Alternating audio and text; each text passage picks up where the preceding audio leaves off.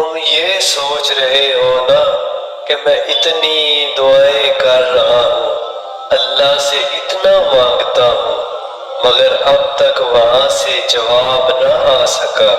میں بالکل جانتا ہوں کہ تمہیں ایسے ہی خیالات آ رہے ہوں گے، تو یاد رکھو جس طرح تم اپنی زندگی کے ایک ایک معاملے کا حساب رکھتے ہو نا، اللہ بھی اپنے بندوں کے ایک ایک سجدے کا، اس کی ایک ایک دعا کا حساب رکھتا ہے۔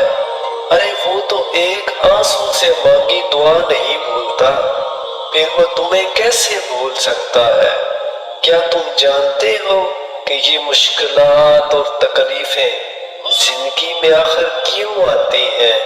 سنو، یہ جو دکھ ہوتا ہے نا، اس کے پیچھے بڑی وجہ ہوتی ہے۔ ہم معصوم انسان کہاں جان پاتے ہیں؟ یاد رکھو، اس دنیا میں کوئی انسان ایسا نہیں گزرا جس پر مشکلات نہ آئی ہوں۔ اصل میں مشکلات اور دکھوں کا آ جانا اللہ کی طرف سے صرف ہمارا امتحان ہوتا ہے۔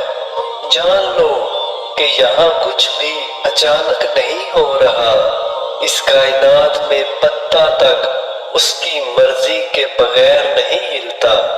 در حقیقت جو ہوتا ہے وہ اللہ کے علم میں پہلے سے ہی ہوتا ہے۔ اللہ تعالیٰ قرآن پاک میں ان دکھی دلوں سے فرما رہا ہے کہ تمہیں یہ مشکل تو نظر آئے گا، لیکن یہ آسانی سے جڑا ہے تاکہ تم افسوس نہ کرو ان چیزوں کا جو تم سے چھوٹ جاتی ہے یا چھین لی جاتی ہے۔ کوئی موقع تھا، ہاتھ سے نکل گیا، کوئی دولت تھی، ہاتھ سے نکل گئی، کوئی تمہاری من پسند چیز تھی جس کو تم بہت ضروری سمجھتے تھے، ہاتھ سے نکل گئی۔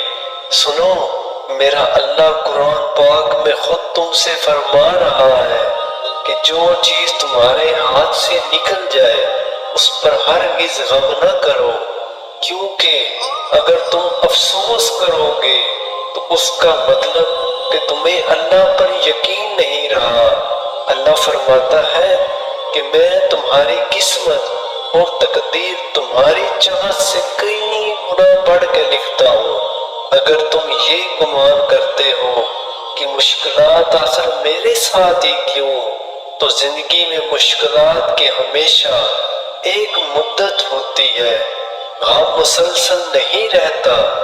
یہ صرف تمہارا ایک امتحان ہے جس کا دورانیہ کسی کے لیے کم اور کسی کے لیے تھوڑا زیادہ ہوتا ہے، لیکن جو جتنی بڑی آزمائش سے گزرتا ہے وہ نوازا بھی اسی طرح جاتا ہے۔ کبھی کبھار ہم انسان نہ اس دیری کے پیچھے کی مصلحت کو نہیں جان پاتے۔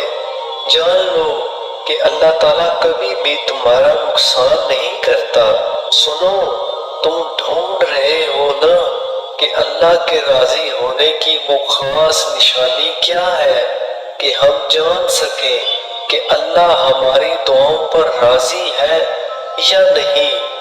اللہ ایسے انسان کی پکار پر فوری کون کر دیتا ہے جو دکھوں میں اس کا شدت سے طلبگار رہتا ہے اور اس کی رحمت کا صبر سے انتظار کر رہا ہوتا ہے۔